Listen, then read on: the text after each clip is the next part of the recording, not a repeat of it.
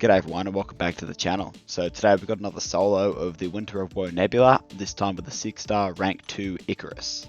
He's Sig 1 as you can see here, and he's a great option for this fight. You don't need the Sig, but I figured I might as well awaken him. It just gives energy vulnerabilities when he receives an immunity. In this case it'll be the shock while you're hitting Nebula's block. Again, it's not necessary, it just adds some damage.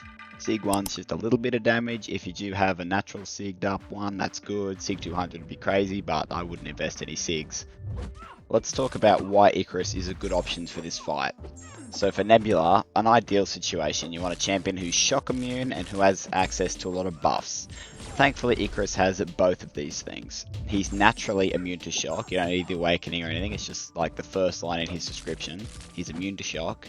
And also he gains energized buffs whenever him or the opponent uses a light attack. These will ideally be you using the light attack so that you can build up your energizers, and once you've got about 6 you won't be getting auto blocked. So now that you know why Icarus is a good choice, let's go through how to actually use him to get the most out of this fight. So I, like many of you, had never used Icarus before. I hadn't used him, hadn't ranked him, didn't really know what he did. I just knew that when fighting him, if you bait his special 2, you're going to get absolutely obliterated. So it turns out he's pretty simple. Light attacks, like I said, to build the energize, heavies to build some incinerates, special 2 to double the incinerates, and that's pretty much it for the most part. That's kind of the main little TLDR of what to do, but I'll go into now some specifics. So for Icarus's heavy attack, when you activate it, he places 1 incinerate debuff on the opponent for every 2 energized buffs that are on you when you launch it. Another crucial aspect of the heavy attack is that it pauses all incinerate debuffs on the opponent for 8 seconds when you use it. This is super helpful for maintaining all your incinerates. Okay, so now we know how to build some incinerates, but with each heavy attack, the most you can build is 5 if you have 10 energized. 9 will build 4, so it rounds down. Here's a quick gameplay example where I have 9 energized and then I heavy counter Nebula special 1, consuming 1 of my energized and placing 4 incinerates on her while pausing them all for 8 seconds. Here's another one where I have 7, so then I place 3 but still pause for the 8 seconds.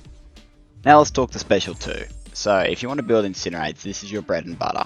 If you already have incinerates on the opponent, it will double the amount of incinerates up to a max of 225 on them at once. So as you just saw, my incinerates went from 50 to 100, but then started expiring because I didn't have the original 50 paused for long enough. But this is completely fine due to the strategy that I used, and I also suggest that you use. Basically what it boils down to is you want to be using your special 2 to double your incinerates and just not letting the new doubled amount expire. So that 50 that I just added, I'm going to ideally use my next special 2 before they expire. They can expire after it, but yeah, I just want to keep them until my next special 2. This won't mean that you hit your 225 quickly, but you'll have just sustained damage, and because Icarus is so safe in this fight, you'll be able to last that whole time very safely. And this was kind of the key to the fight for me, because I was trying at first to be too high tempo and do all these fancy heavy intercepts and stuff and trying to bait her heavy attacks really quickly, but I just couldn't keep up the tempo. It was too risky because you got to build up enough energize so that you're not getting auto blocked, and I found that was much easier to do if I didn't really care about that first lot of incinerates and only focused on the new ones I just applied with my latest special 2. And that's pretty much the gist of the fight, building up those incinerates nice and safely to make sure that you can go in for the long haul with Icarus, because his kit is designed for this fight, it feels like.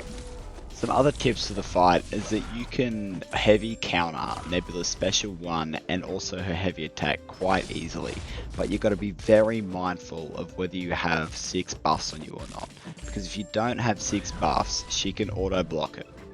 Also, with her auto block, she's not committed to blocking when she auto blocks, right? So when she's got that red block with the auto block text, it's not guaranteed that the next attack that you put in, she will be holding block. She can either dash back, dash in, or launch a special attack. She can do whatever she wants. So be very careful, and if you run into her and she auto blocks, don't just try and mash into her block, because she could launch a special or get away from you and then intercept. That's probably what will cause most of your deaths, will be getting auto blocked and then committing to the combo. So if you can avoid that and play slower like what I've said, I think that you'll find it a lot easier. Yeah, with this fight, once you get into the rhythm, it should be mostly fine. There's not too many tips and tricks. One thing I'll say that I forgot to mention is that if you're at 10 energized when you launch your special 2, it is guaranteed unblockable, with also an unblockable buff at the end, which is a good chance to build up some quick energize and get some buffs going. It should just make the whole journey a lot nicer for you. At this point in the fight, I have a bit of a brain fart, and I think that I have 10 energized, but I don't, so I just launch this special 2 directly into her block, and then I get rooted. So I'm just sitting there wondering what I've done with my life as I watch my incinerates tick away, and I didn't double them. So at this point, I'm like, well, I have two options. I can either wait a bit, or I could try and pause them, and see, there they go, 12. I've got 12 now, reset. But that's fine, because I still have heaps of health left. She's down a long way. That's what I was saying about the safety of the fight, and don't risk everything for it. If you make a mistake, it's okay. Just wait it out. Back up to like 50, we'll be fine. We'll get there. See, I'm just really trying to hammer this point home, that you don't need to commit everything to keep your incinerates up. It's nice, it'll make it quicker, but yeah, if they drop off, you'll be okay. One thing that would have really helped was having a relic. So feel free to put one on. I just always forget, and I figured I might as well try and do it without it.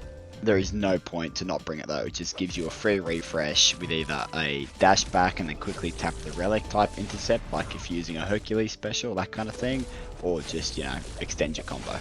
I've pretty much run out of things to say about this fight, rather than going into the super nitty gritty or just repeating myself heaps.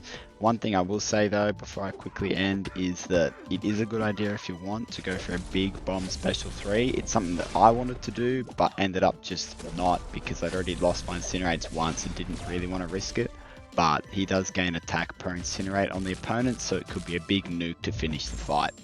But yeah, I'll probably leave it here for the commentary. I'll let the rest of the fight play out, because, you know, 6-star rank 2 took a while. Again, you can rank your Icarus up to rank 3 if you want. If someone has a rank 4 or rank 5, they'll have a super easy time with this fight. But I just kind of wanted the challenge of the rank 2. But with that said, everyone, thanks for watching. Please drop a comment, like and subscribe. The support's been crazy lately. I've been super appreciative of all the comments and the subscriptions and that. Super thankful. But yeah, guys, I'll catch you on the next one. Cheers.